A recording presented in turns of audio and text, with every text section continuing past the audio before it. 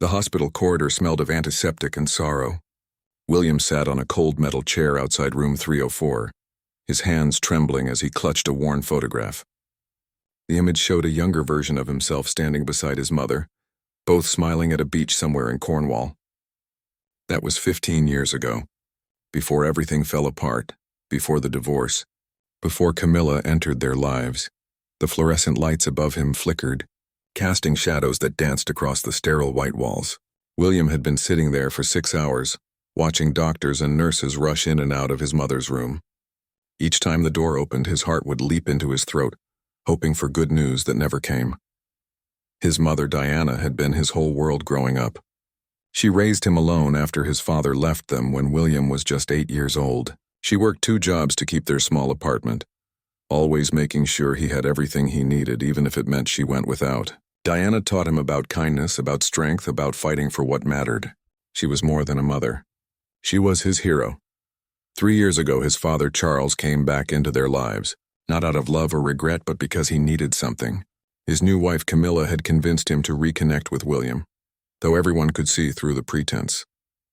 They wanted to look like a complete family for Charles's business associates. Image mattered more than truth in their world. William had resisted at first. The wounds from his childhood abandonment were still raw, still bleeding beneath the surface. But Diana, ever the peacemaker, encouraged him to give his father a chance. She believed people could change, that forgiveness was a gift you gave yourself as much as others. So William tried. He showed up to awkward family dinners, forced smiles during holiday gatherings, and pretended that the years of absence could be erased with small talk and expensive gifts. Camilla was everything his mother was not. Where Diana was warm, Camilla was cold. Where his mother showed genuine emotion, Camilla wore a mask of practiced politeness. Her smile never reached her eyes, and her laughter sounded hollow, like wind chiming through empty bottles. She looked at William the way someone might observe an insect under glass, with detached curiosity and barely concealed disdain. The door to room 304 opened again, and this time Dr. Morrison stepped out. His face was grave, the kind of expression medical professionals wore when they had to deliver news that would shatter someone's world. William stood up so quickly that the photograph slipped from his fingers and fluttered to the floor. "William," Dr. Morrison said softly, placing a hand on his shoulder, "you should come in now. Your mother is awake and she's asking for you." The walk from the corridor to her bedside felt like miles. The room was dim, with only a small lamp casting a golden glow across the bed where Diana lay. She looked so small, so fragile beneath the white sheets. The cancer had stolen her vitality, leaving behind a shadow of the vibrant woman who used to dance in their kitchen while cooking dinner. William pulled a chair close to her bed and took her hand. Her skin felt paper-thin, cool to the touch. Diana's eyes opened slowly, and despite everything, they still held that familiar warmth, that unconditional love that had carried him through every difficult moment of his life. "My beautiful boy," she whispered, her voice barely audible above the beeping of the monitors surrounding her bed. "Mom, don't talk. Save your strength," William said, though his voice cracked on the last word. Tears were already streaming down his face, hot and unstoppable. Diana squeezed his hand with what little strength she had left. "I need to say this, William. I've been holding on just to tell you." He nodded, unable to speak past the lump in his throat that felt like it might choke him. "You are the best thing I ever did in this life," Diana continued, each word clearly an effort. "You are kind, compassionate, and so much stronger than you know. Don't let anyone make you feel small. Don't let anyone dim your light." "Mom, please," William sobbed. "You're going to be fine." "The doctor said, William," she interrupted gently, "we both know what's happening here. And that's okay. I'm not afraid, but I need you to promise me something." He leaned closer, desperate to hear every word, to memorize the sound of her voice one last time. "Promise me you'll live your life fully. Don't waste it trying to earn love from people who don't know how to give it. You deserve so much more than scraps of affection. You deserve everything, my darling boy. Everything." The machines around them began beeping more urgently. Nurses rushed into the room, but Diana kept her eyes locked on William's face, as if memorizing him the same way he was memorizing her. "I need you to be brave for me," she whispered. "Can you do that?" William nodded frantically, gripping her hand tighter. "I love you, Mom. I love you so much." Diana smiled then, that beautiful smile that had lit up his entire childhood. "I know, sweetheart. I've always known." And I were, but she never finished the sentence. Her eyes drifted closed and her hand went slack in his. The monitors flatlined with a sound that would haunt William for the rest of his life. A single sustained note that meant the end of everything he held dear. The nurses gently pulled him away as Dr. Morrison began emergency procedures, but William already knew. He could feel the absence in the room, could sense that his mother's spirit had left her broken body behind. He stumbled backward into the corridor, his legs giving out beneath him as he collapsed against the wall. That's when he heard it, that sound that would change something fundamental inside him. Laughter. Cold, brief, but unmistakable laughter coming from down the hallway. William looked up through his tears and saw them. His father Charles stood with his phone pressed to his ear, looking uncomfortable but composed. And beside him, Camilla stood with her arms crossed, a smirk playing at the corners of her mouth. She was scrolling through her phone with one perfectly manicured hand, completely unbothered by the tragedy unfolding just meters away. Their eyes met for just a moment. William broken and grieving on the floor. Camilla cool and detached, that slight smirk still curving her lips. She didn't look away. She didn't even have the decency to pretend sympathy. She just stared at him with those cold eyes. And in that moment, William saw the truth of everything his mother had tried to protect him from. He understood then that some people simply didn't have the capacity for genuine human emotion. Some people wore humanity like a costume, but beneath it was something hollow and cruel. William didn't know how long he sat there on that cold hospital floor. Time felt meaningless now, broken into two distinct periods. The time when his mother was alive and the time after. Everything else was just noise. Meaningless measurements of a world that had fundamentally changed. Eventually, Dr. Morrison helped him to his feet and guided him to a small private room where grieving families were taken to process the impossible. The room had soft chairs, tissues on every surface, and inspirational posters on the walls that meant nothing to anyone who actually needed them. William sat down mechanically, his body moving through motions while his mind remained trapped in that moment when his mother's hand went slack in his. Her last words kept repeating in his head like a damaged recording. "Don't waste it trying to earn love from people who don't know how to give it. You deserve so much more than scraps of affection." Had she known something? Had she seen what William was too desperate to acknowledge? That his attempts to reconnect with his father were doomed from the start, because Charles had never really wanted him back at all. A nurse brought him water that he didn't drink, and forms that he couldn't read through his tears. Someone mentioned arrangements and next steps, but the words floated past him like debris in a flood. All he could think about was that smirk on Camilla's face, that cold calculation in her eyes as she watched him fall apart. The door opened, and Charles walked in. His father looked tired but not devastated, concerned but not broken. It was the face of someone attending to an unfortunate obligation rather than mourning a person who had once meant something to him. He sat down across from William, adjusting his expensive suit jacket before finally meeting his son's eyes. "William, I'm sorry," Charles said, and the words sounded rehearsed, like lines from a script he had prepared on the drive over. William stared at his father, this stranger who shared his DNA but nothing else of substance. "Where's Camilla?" he asked, his voice hoarse from crying. Charles shifted uncomfortably. "She's waiting in the car. She thought it best to give us some privacy for this conversation." "How considerate of her," William said flatly. The sarcasm felt strange in his mouth, foreign and bitter. His mother had raised him to be kind, to give people the benefit of the doubt, but something inside him had cracked when he saw that smirk. "Look, I know this is difficult," Charles continued, clearly uncomfortable with raw emotion. "Your mother was a good woman. She didn't deserve what happened to her." "No, she didn't," William agreed. "She didn't deserve to be abandoned when I was 8 either. She didn't deserve to work herself to exhaustion just to keep us fed. She didn't deserve any of it, but she endured it anyway. For me, because she knew what real love looked like." Charles flinched at the accusation embedded in those words. "I made mistakes, William. I'm aware of that. But I came back, didn't I? I tried to make amends. Did you?" William asked, finally looking directly at his father. "Or did Camilla decide it would look better for your business if you had a relationship with your son? Be honest with me, Dad, just this once, be honest."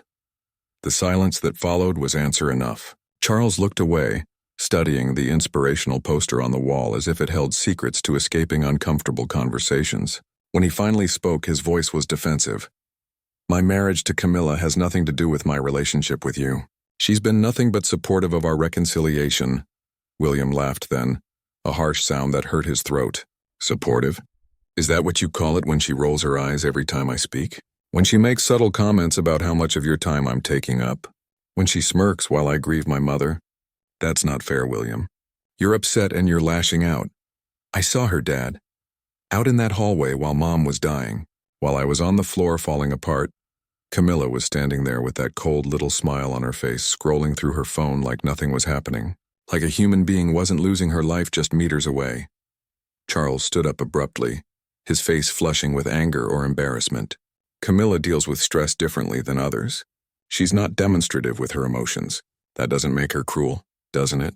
William challenged, standing to face his father.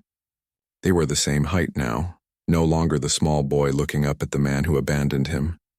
"Mom told me something before she died. She said I should stop trying to earn love from people who don't know how to give it." "She was talking about you, wasn't she?" Charles's jaw tightened. "Your mother always had a flair for the dramatic. She couldn't accept that I moved on, that I built a new life. She moved on." William shouted, his grief transforming into rage. "She moved on by raising me alone, by being there for every birthday, every nightmare, every moment you chose to miss. She moved on by teaching me what real love looks like, what sacrifice means, what it means to put someone else before yourself. You didn't move on, Dad. You just ran away and found someone who'd let you keep running." The words hung between them, sharp and true. Charles's face went pale, then red, cycling through emotions he didn't know how to process. He opened his mouth to respond, but William was done listening. "I need you to leave now," William said quietly, all the fight draining out of him as quickly as it had appeared. "I have arrangements to make for Mom, and I need to do it alone." "William, don't do this. Don't push me away when we're finally—" "Finally what, Dad? Finally pretending to be a family? Finally playing the role Camilla assigned you? I'm done pretending. Mom was right. I deserve better than scraps." Charles stood there for a long moment, clearly torn between parental obligation and the easier path of walking away. The easier path won as it always had.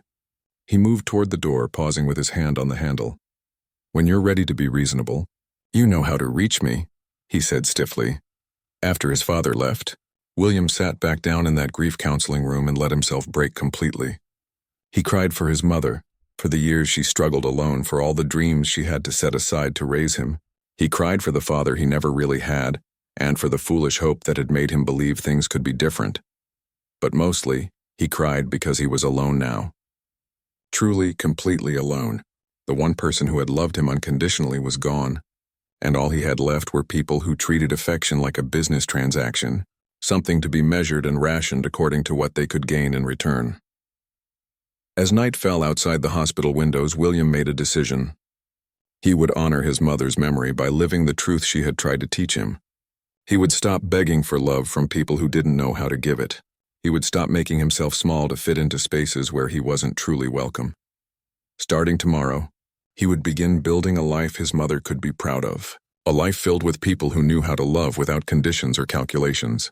But first he needed to get through tonight, through this endless darkness that felt like it might swallow him whole. He pulled out his phone and scrolled through old messages from his mother. Simple things mostly. Reminders about doctor appointments, questions about what he wanted for dinner, little jokes she'd send during her lunch break. Normal, everyday communications that suddenly felt precious beyond measure. The last message she'd sent was 3 days ago. "Remember that you are loved, always and forever. Mom." William pressed the phone to his chest and closed his eyes, trying to memorize the feeling of being someone's whole world, knowing he would never feel it quite the same way again. The funeral took place on a gray Tuesday morning, when the sky looked like it might weep along with everyone gathered at the cemetery. William had spent 5 sleepless nights planning every detail, making sure his mother's service reflected who she truly was, rather than who others might want her to be remembered as. He chose her favorite flowers, white roses mixed with wildflowers from the fields where they used to have picnics. He selected readings from books she loved, poetry that spoke of strength and resilience rather than passive acceptance. He asked her closest friends to speak, the women who had stood beside Diana through her hardest years, who had helped raise William when his mother was working double shifts. What William hadn't expected was for his father to show up with Camilla by his side. They arrived in Charles's black Mercedes, dressed in expensive mourning clothes that looked more suited for a fashion magazine than a funeral. Camilla wore a black dress with pearl accessories, her hair perfectly styled despite the light rain that had started to fall. She carried a small designer handbag and wore sunglasses even though the clouds blocked most of the light. William watched them approach from where he stood beside his mother's casket. His stomach twisted with anger and something else, something that felt like betrayal even though he had no right to expect his father to stay away. This was Diana's funeral, and Charles had once been married to her, had once promised to love her forever before breaking that promise like it meant nothing. Several of Diana's friends noticed Charles and Camilla's arrival, their faces hardening with recognition. These women remembered what Diana had endured, how she had been left alone and struggling while Charles built his new life. They formed a subtle barrier around William, a wall of solidarity and protection. The service began with gentle music, songs Diana used to hum while cooking or cleaning. William stood at the front, his hands shaking as he prepared to deliver the eulogy he had written and rewritten a dozen times. Nothing felt adequate. How could words capture someone who had been everything? He spoke about his mother's kindness, her endless patience, her ability to find joy even in difficult circumstances. He told stories that made people laugh through their tears, memories of Diana dancing in the rain or making elaborate breakfast animals out of pancakes for special occasions. He talked about how she never spoke badly of his father, even when she had every right to be bitter. "My mother taught me that love isn't something you have to earn," William said, his voice breaking. "It's not a transaction or a performance. Real love is given freely, without conditions or expectations. She loved me like that every single day of my life, and I will spend the rest of mine trying to love others the same way." As he spoke, William's eyes drifted to where Camilla sat beside his father. She was checking her phone, not even pretending to pay attention. The sunglasses hid her eyes, but her body language spoke volumes. Bored, inconvenienced, ready to be somewhere else, anywhere else but at the funeral of the woman her husband had once loved. After the service, people gathered around William to offer condolences. They shared their own memories of Diana, stories about how she had helped them or made them laugh. Each story was a gift, a piece of his mother that would live on in the hearts of people who truly knew her worth. Charles approached eventually, waiting until the crowd thinned before stepping forward. Camilla remained several feet behind him, her phone still in her hand, her expression hidden behind those oversized sunglasses. "That was a beautiful service," Charles said awkwardly. "Your mother would have appreciated it." William looked at his father and felt nothing but exhaustion. "Would she? I'm not sure you knew her well enough to say what she would have appreciated." "William, please. Not here, not today? Then when, Dad? When is it okay to be honest about what you did to us? About the years she struggled while you..." William stopped himself, aware that people were listening, that his mother wouldn't want him to cause a scene at her funeral. That's when Camilla stepped forward, removing her sunglasses to reveal eyes that held no warmth, no sympathy. "William, I understand you're grieving, but you're being incredibly unfair to your father. He came here to pay his respects and you're attacking him." The audacity of her statement, the sheer nerve of inserting herself into a conversation she had no part in, made something snap inside William. All the anger he'd been holding back, all the grief and betrayal and loss focused into a single point of clarity. "You understand I'm grieving," William repeated slowly. "You understand? The woman you were smirking at in the hospital corridor is being lowered into the ground today, and you think you understand anything about what I'm feeling?" Camilla's face went cold, her mask slipping to reveal the calculation beneath. "I don't know what you think you saw, but I assure you, I know exactly what I saw," William interrupted. "I saw you standing there with that smirk on your face while my mother died. I saw you scrolling through your phone like you were waiting for a bus instead of witnessing someone's last moments. And now you show up here at her funeral and dare to lecture me about fairness." People had stopped pretending not to listen. Diana's friends moved closer, forming that protective circle again. Charles looked mortified, caught between his wife and his son, choosing neither and both simultaneously. "That's enough," Charles said firmly. "Camilla, go wait in the car." But Camilla wasn't finished. Her eyes narrowed, and when she spoke, her voice was sharp enough to cut. Your mother spent her entire life playing the victim, William. She never moved on, never built a new life, just sat around waiting for your father to come back. It was pathetic, frankly. At least Charles had the strength to start over. The silence that followed was deafening. Even Charles looked shocked, his mouth opening and closing without sound. Diana's friends looked ready to physically remove Camilla from the cemetery. But William felt strangely calm, like the fury had burned so hot it had transformed into something cold and crystalline. "Get out," William said quietly. "Both of you. Leave now and don't ever contact me again." "William, you can't mean that," Charles started, but William cut him off. "I mean every word. My mother spent her last breath telling me not to waste my life on people who don't know how to love. I finally understand what she meant. You don't love me, Dad. You never did. I was just another obligation.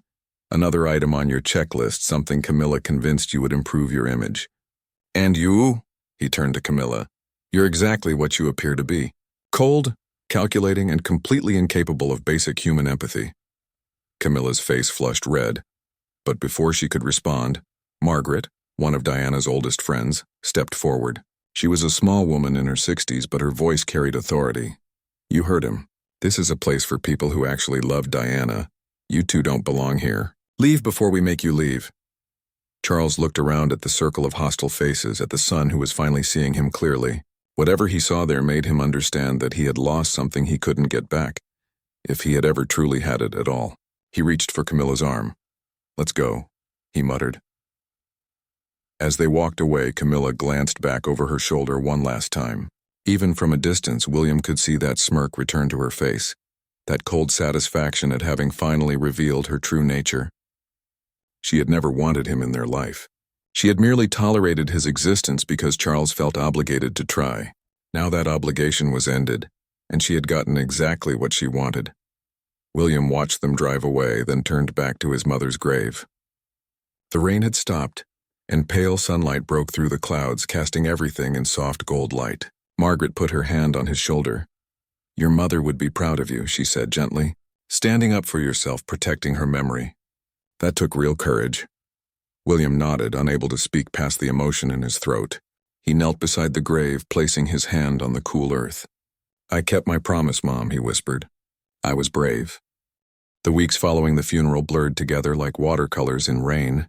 William moved through his days mechanically, going to his job at the bookstore, coming home to the apartment that still smelled like his mother's lavender soap, sleeping in fragments when grief allowed him to rest at all. The apartment felt wrong without Diana's presence. Her reading glasses still sat on the side table next to her favorite chair. Her coffee mug, the one with a painted sunflower that William had given her for Mother's Day years ago, remained in the dish rack where she had left it. He couldn't bring himself to put these things away, couldn't face the finality of packing up a life. Margaret checked on him regularly, bringing meals he barely touched and sitting with him through the silent evenings when loneliness felt like it might crush him. She never pushed him to talk, never offered empty platitudes about time healing all wounds. She just existed beside him, steady and present, the way his mother's friends had always been. "Diana left something for you," Margaret said one evening about 3 weeks after the funeral. She pulled an envelope from her purse, weathered and sealed with tape. "She gave this to me a month ago. Made me promise to give it to you after she was gone. Said you needed some time first." William took the envelope with trembling hands. His mother's handwriting sprawled across the front. "For my William, when you're ready." He couldn't open it right away. Instead, he set it on the kitchen table and stared at it for hours, afraid of what final words his mother might have left him, afraid of the grief that would come from hearing her voice one last time through written words.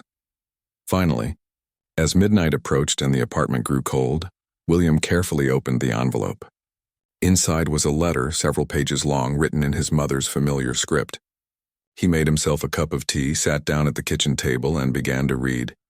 "My dearest William, if you're reading this, then I'm gone, and you're facing the world without me. I'm so sorry for that. I fought to stay as long as I could, but some battles can't be won with determination alone. Please don't grieve for too long. I lived a full life, and most of that fullness came from being your mother.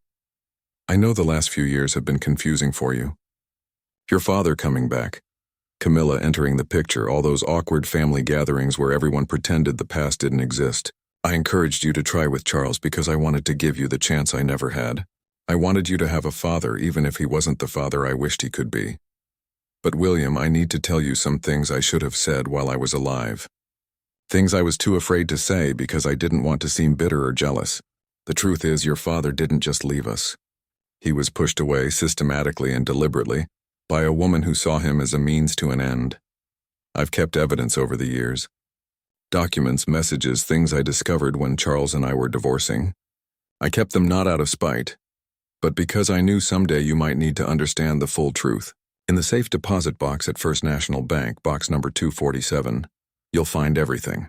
The key is taped to the bottom of my jewelry box, the wooden one with the roses carved on top. I'm not telling you this to make you hate your father or Camilla. I'm telling you because you deserve to know the truth, and because I worry that Camilla might try to manipulate you or hurt you after I'm gone. She sees people as obstacles or tools, nothing more, and you, my sweet boy, are too trusting, too willing to see the best in others. The evidence will show you that Camilla targeted your father when he was vulnerable, when our marriage was struggling. She worked in his office, knew he was unhappy at home, and systematically broke down his defenses. The affair started before we separated, though I didn't discover it until after he left. She convinced him to cut off all financial support beyond the bare legal minimum. Told him that I was trying to trap him, that staying connected to us would ruin his chances at happiness. More than that, there are financial records showing that Camilla has been systematically taking control of your father's assets, isolating him from old friends, even forging his signature on documents. I believe she married him for his money, and I believe she will discard him once she has secured what she wants.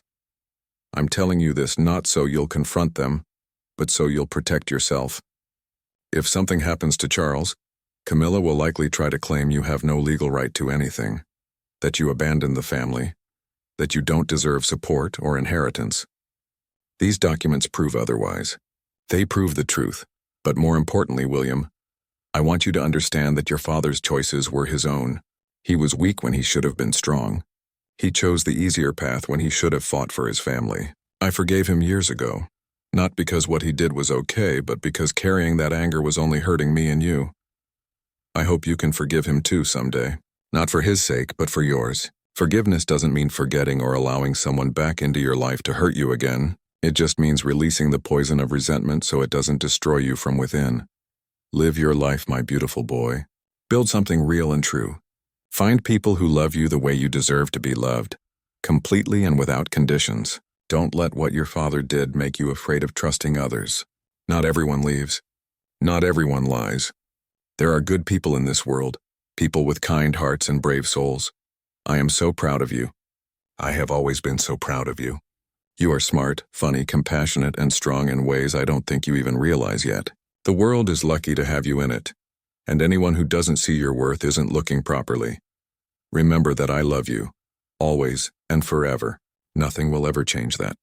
Not death, not distance, not time itself. You are my greatest joy, my finest achievement, the best part of my whole life.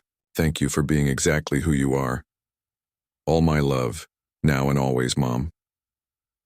William read the letter 3 times, tears streaming down his face, his mother's words wrapping around him like an embrace. When he finally set it down, he felt something shift inside him. Not healing, not yet, but the beginning of understanding. His mother had given him armor, protection against whatever might come next. The next morning, William went to the bank and retrieved the safe deposit box. Inside, he found exactly what his mother had described. Emails, bank statements, legal documents, even private investigator reports. The evidence painted a disturbing picture of manipulation and deceit that spanned years. Camilla had indeed targeted Charles deliberately, cultivating a relationship while he was emotionally vulnerable. She had convinced him to cut ties with Diana and William, arguing it would be healthier for everyone. She had slowly taken control of bank accounts, investments, even the deed to Charles's house. The documents showed a pattern of forged signatures, unauthorized transfers, and strategic isolation. There was even a recorded conversation between Camilla and a friend where she openly discussed marrying Charles for his money, laughing about how easy it was to manipulate weak men going through a midlife crisis. She talked about William like he was a problem to be solved, an inconvenient reminder of Charles's past that needed to be erased. William sat in his car in the bank parking lot, staring at the documents spread across his passenger seat. His first instinct was rage, a burning desire to expose Camilla for exactly what she was, to show his father the truth, to make them both pay for the years of pain they had caused. But then he remembered his mother's words. Forgiveness doesn't mean forgetting or allowing someone back into your life to hurt you again. It just means releasing the poison of resentment so it doesn't destroy you from within. William gathered the documents carefully and drove home. He made copies of everything, storing the originals in a new safe deposit box under his name. The copies he placed in a fireproof safe in his apartment. Insurance, protection, but not weapons. Not yet, he wouldn't seek revenge. That wasn't who his mother raised him to be. But he would protect himself, and if the time came when his father needed to see the truth, William would have the evidence ready. Until then, he would focus on building the life his mother wanted for him. A life filled with genuine love and honest relationships. That evening, Margaret came by with dinner again. William showed her the letter and some of the evidence. She read it carefully, her face growing harder with each page. "Your mother was a remarkable woman," Margaret said finally. "Even in death, she's still protecting you." "I don't know what to do with all of this," William admitted. "Part of me wants to march over to their house and throw these documents in their faces. But Mom wouldn't want that." "No," Margaret agreed. "She'd want you to be smart, to be safe. Knowledge is power, William. Your mother gave you that power. How you use it is up to you." 3 months passed before William saw his father again. He had thrown himself into rebuilding his life, taking on extra shifts at the bookstore, volunteering at a community center his mother used to support, and slowly sorting through Diana's belongings. The grief remained sharp and present, but he was learning to carry it, rather than being crushed beneath its weight. He had started therapy too, something his mother had suggested before she died, but he had resisted. Sitting in that quiet office once a week, talking to Dr. Chen about loss and abandonment and learning to trust again, felt like honoring his mother's memory in a tangible way. She had always believed in facing problems head-on, in getting help when you needed it, in healing properly rather than just covering wounds with bandages. The bookstore had become William's sanctuary. Surrounded by stories of people overcoming impossible odds, finding love after loss, discovering strength they didn't know they possessed, he felt less alone. His coworkers had become something like family, checking on him during difficult days, inviting him to dinners and movie nights, slowly weaving him into a community that chose to include him rather than tolerating his presence out of obligation. It was on a rainy Saturday afternoon that Charles walked into the bookstore. William was shelving new arrivals in the fiction section when he glanced up and saw his father standing near the entrance, looking uncertain and out of place among the crowded shelves and scattered reading chairs. Their eyes met across the store. Charles looked older than William remembered, thinner with new lines around his eyes that spoke of stress and sleepless nights. He wore a simple jacket and jeans rather than his usual expensive suits, and something about his posture seemed defeated, diminished. William's first instinct was to hide, to slip into the back room and avoid the confrontation entirely. But he had spent 3 months in therapy learning about facing difficult things, about not running from pain or conflict. So he set down the books he was holding and walked toward his father. "William," Charles said quietly when they stood face to face, "I hoped I might find you here. Margaret told me where you work. I hope that's okay. What do you want, Dad?" William asked, keeping his voice neutral, his face carefully blank. Dr. Chen had taught him about boundaries, about protecting himself while still engaging with difficult people. "To talk, if you'll let me. Just talk. There's a coffee shop across the street. Can you take a break?" William glanced at his manager, Sarah, who had been watching the interaction with concern. She nodded, giving him permission to step away. William grabbed his coat and followed his father out into the rain. The coffee shop was nearly empty, just a few students typing on laptops and an elderly couple sharing a pastry. They ordered drinks in silence and sat at a corner table far from other customers. Charles wrapped his hands around his coffee cup like he was trying to draw warmth from it, staring at the steam rising from the dark liquid. "Camilla left me," Charles said finally, not looking at William. 2 weeks ago. She emptied our joint accounts, transferred assets I didn't even know she had access to, and disappeared. Her lawyer sent divorce papers to my office. I've been served with restraining orders. She's claiming I was emotionally abusive, controlling. It's all lies, but she has documentation, witnesses who will testify to things that never happened. William felt a strange mix of emotions: vindication, pity, anger, and something that might have been satisfaction. The evidence his mother had collected suddenly made sense in a new way. Camilla had been planning this exit strategy for years, building a case, creating a narrative where she was the victim rather than the predator. "I'm sorry," William said, and was surprised to find he meant it, at least partially. "Are you?" Charles asked, finally meeting his son's eyes. "Because I wouldn't blame you if you weren't. I wouldn't blame you if you said I deserved this, that karma finally caught up with me." "Maybe you do deserve it," William said honestly. "But that doesn't mean I'm happy about it. You're still my father even if you haven't acted like one." Charles flinched at that but didn't argue. "I've been doing a lot of thinking these past few weeks, trying to understand how I ended up here. How I lost everything that mattered. And I keep coming back to the same realization: I was a coward.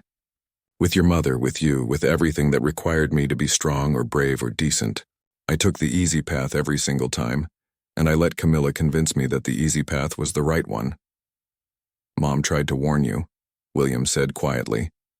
"In her own way, she tried to show you who Camilla really was." "I know. I didn't want to see it.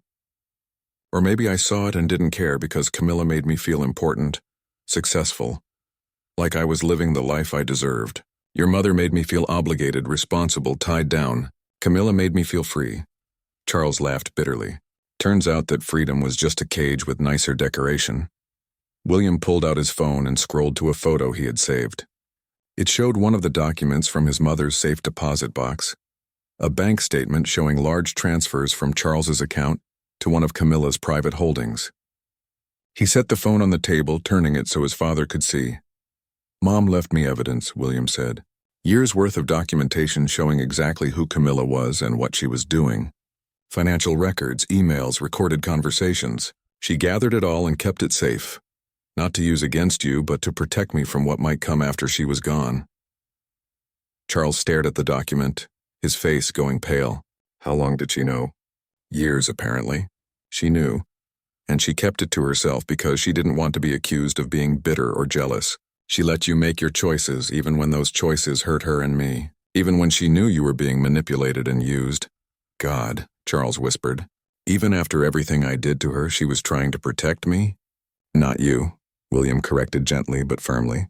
"She was protecting me, making sure I had ammunition if Camilla tried to claim I had no right to support or inheritance, which is exactly what she's doing now, isn't it? In the divorce, she's claiming you have no dependents, no other family obligations."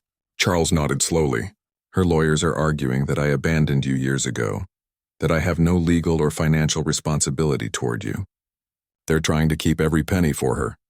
William took a deep breath, making a decision that would have consequences he couldn't fully predict. "I have copies of everything.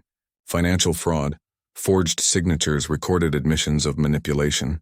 Enough evidence to show that Camilla systematically isolated you, controlled your assets, and planned this exit from the beginning.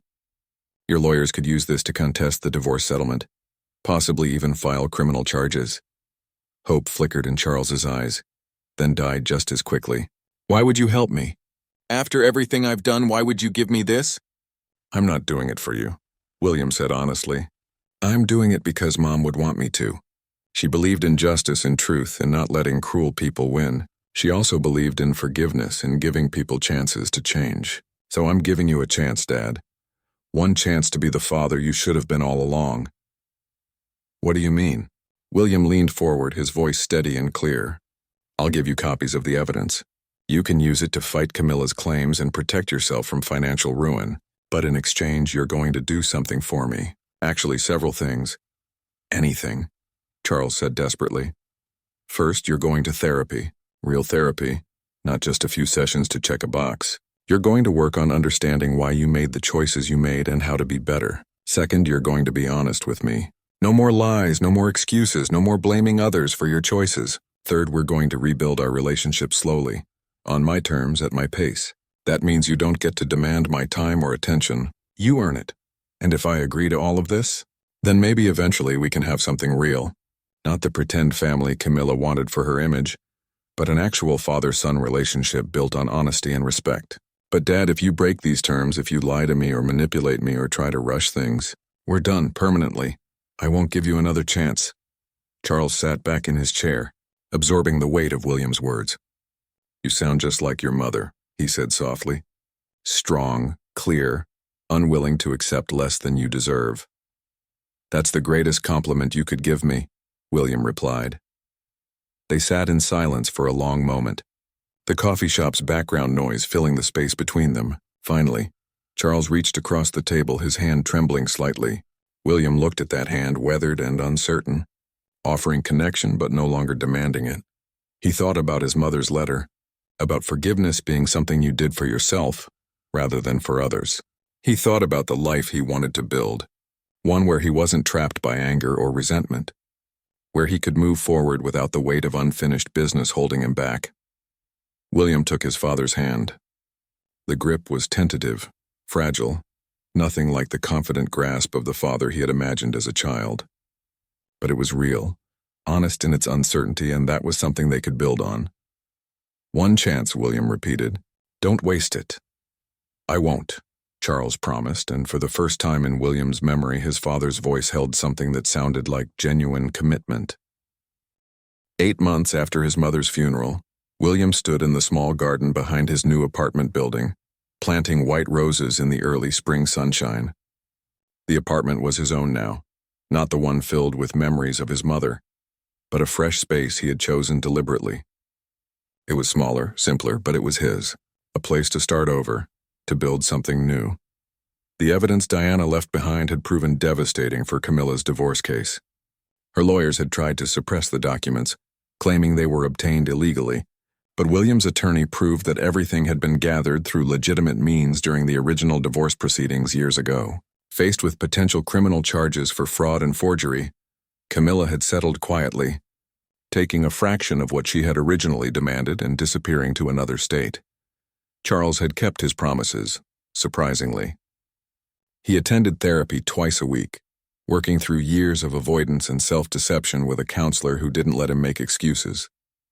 He reached out to William regularly but respected the boundaries they had established, never demanding more time or attention than William was willing to give. Their relationship was still fragile, still being built brick by careful brick, but it was real in a way it had never been before. They met for coffee every 2 weeks, conversations that started stiffly but gradually became more natural. Charles talked about his therapy sessions, about realizations that were painful but necessary.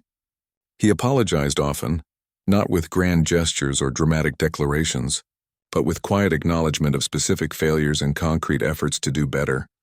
I'm learning that love is a verb, not a feeling, Charles had said during one of their recent meetings. It's something you do, consistently, even when it's hard, especially when it's hard. I never understood that before.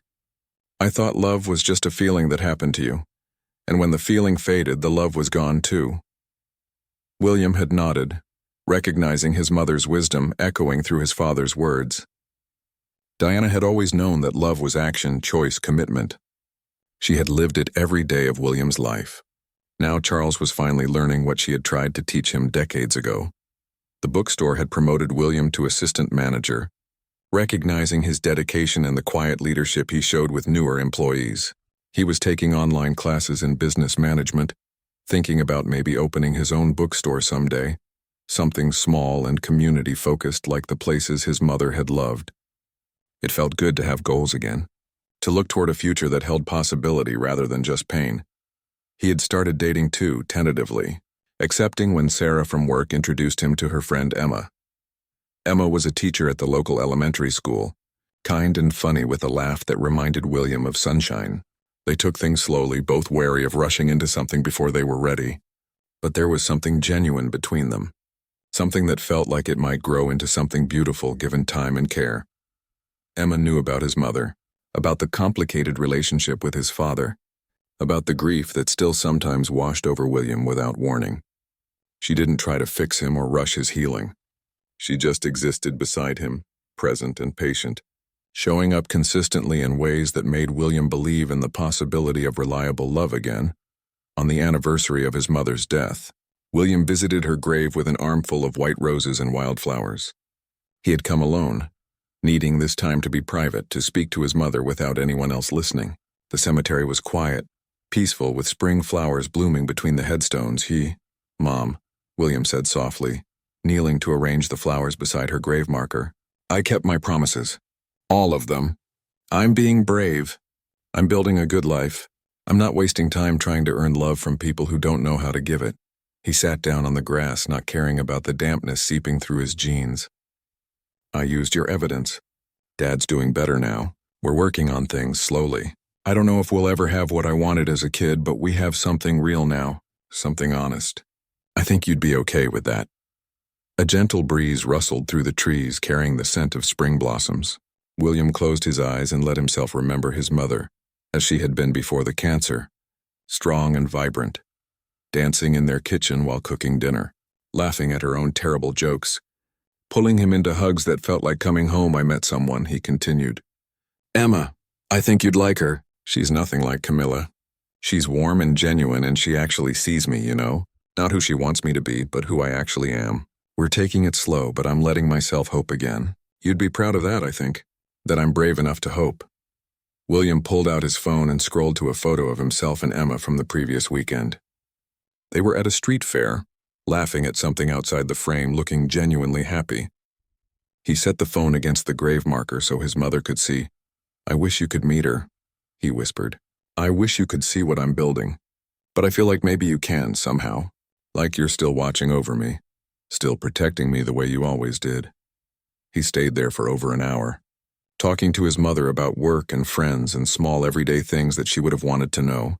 He told her about Margaret's arthritis flaring up, about the community center expanding its programs, about the regular Tuesday dinners he now attended with his mother's old friend group, women who had adopted him as their honorary son when it was time to leave. William placed his hand on the cool marble of the headstone. "I love you, Mom, always and forever. Thank you for everything. Thank you for teaching me what real love looks like, for showing me that I deserve better, for giving me the tools to protect myself, even after you were gone. I'm going to keep making you proud. I promise." As he walked back to his car, William felt something shift inside him. Not the absence of grief, but the presence of something else alongside it. Peace, maybe, or acceptance. The understanding that loss and growth could exist together, that honoring his mother's memory meant living fully rather than being paralyzed by sadness. His phone buzzed with a text from Emma.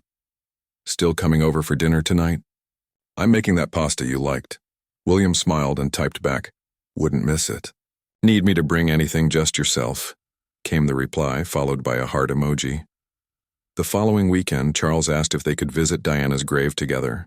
It was the first time he had asked for anything beyond their regular coffee meetings, and William could hear the nervousness in his father's voice when he made the request. They stood side by side at the grave, two men bound by blood and complicated history, learning how to be family to each other. Charles had brought flowers too, simple daisies that Diana had always loved. "I'm sorry, Diana," Charles said quietly, his voice cracking, "for all of it. For leaving, for being weak, for not seeing what I had until it was gone. You deserved so much better than what I gave you. But you raised an incredible son. He's everything I should have been and wasn't. Thank you for that. Thank you for giving me the second chance with him. Even though I didn't earn it." William felt tears on his face but didn't wipe them away.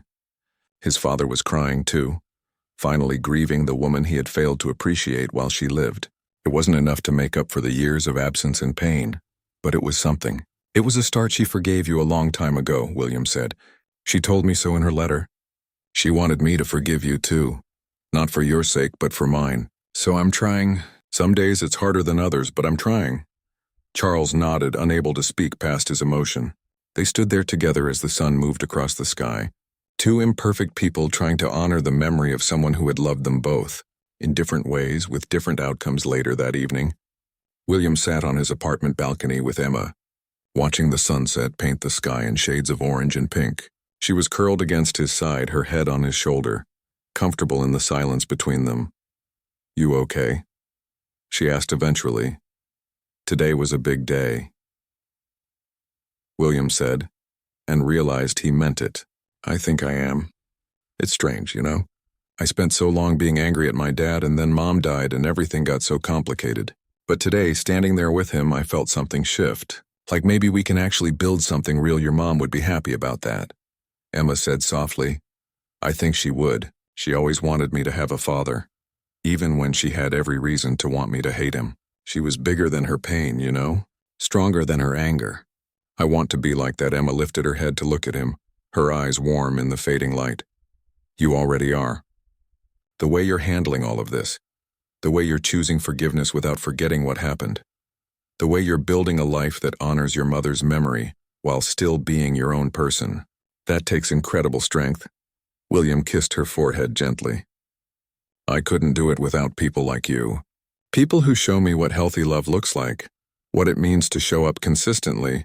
To be honest, even when it's hard, that's just basic human decency.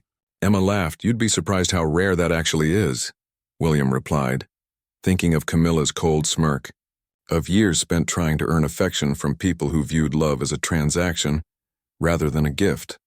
They sat together as night fell, watching stars appear in the darkening sky. William thought about his mother,